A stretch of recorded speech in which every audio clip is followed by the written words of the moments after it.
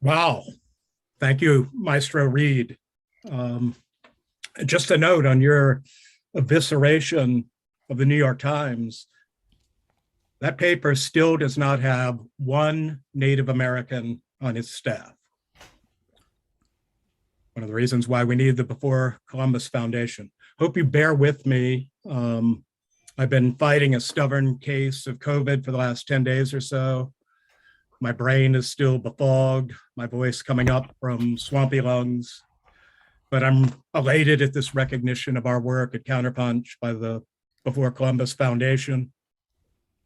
And what a special bonus to be introduced by Ishmael Reed, a writer that I've admired for 40 years or so. Ever since a friend of mine I was working with on a street painting crew in Indianapolis during summer break from college slipped me a copy of Yellowback Radio Broke Down and asked me, "What the hell do you make of this?" My friend Bobby was a Ravenous reader. He'd been an excellent student at Crispus Attucks High School, alma mater of Oscar Robertson, but deferred college to care for his large, economically destitute family.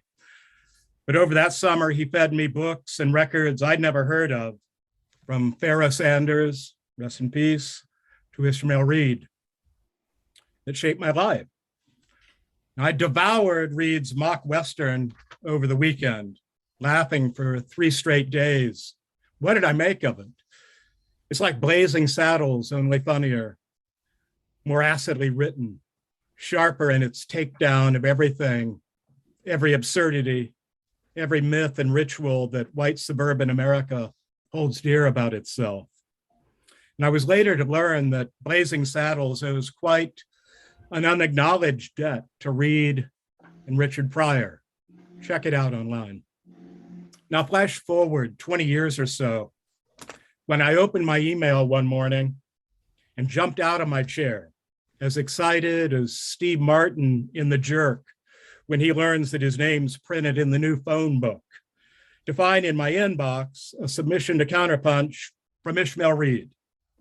In my giddiness, I almost immediately committed a crime against him by, quote, smoothing out his prose, rearranging a few sentences and paragraphs, tightening the lead, as meddlesome editors are wont to do, just to put their own imprint on a piece.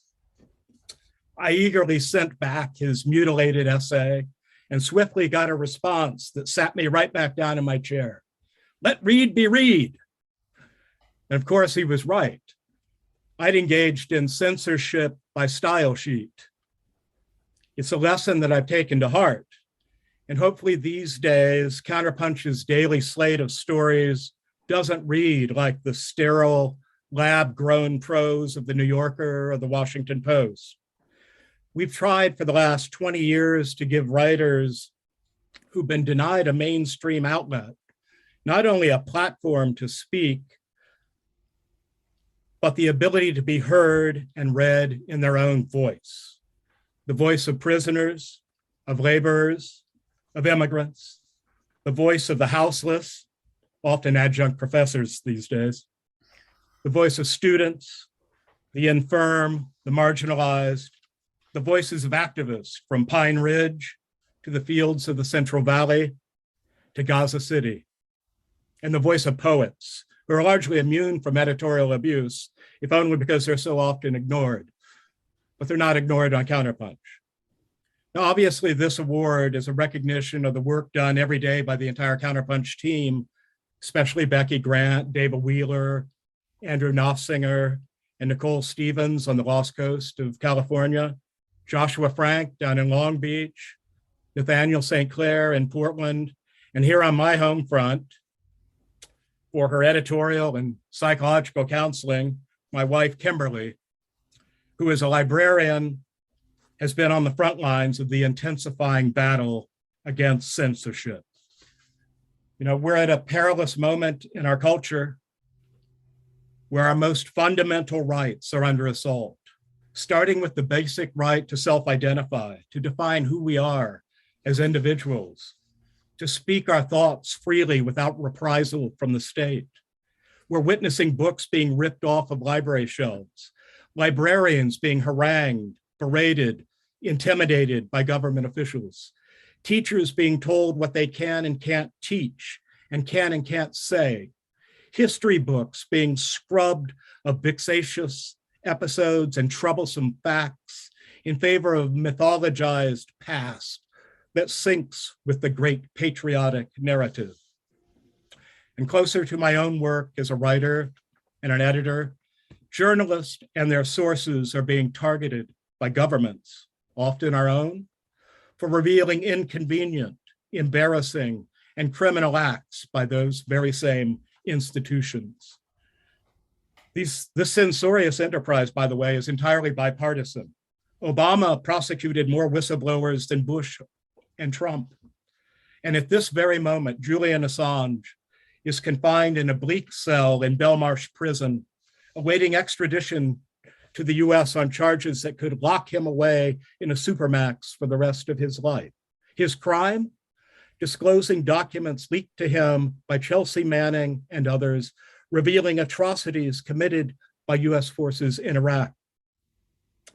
Now, if the Biden administration's Justice Department succeeds in prosecuting Assange, the authorities will be emboldened to pursue any of the rest of us who excavate and publish stories about official corruption and villainy. As writers and readers, we must resist these outrageous moves to criminalize journalism and to enforce a suffocating stupidity upon our own population.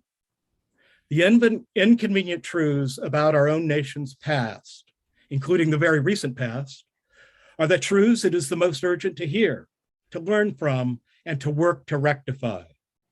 Thanks to the Beyond Columbus Foundation for being on the front lines of this struggle, to the San Francisco Public Library, who's right there with them, and for recognizing our efforts.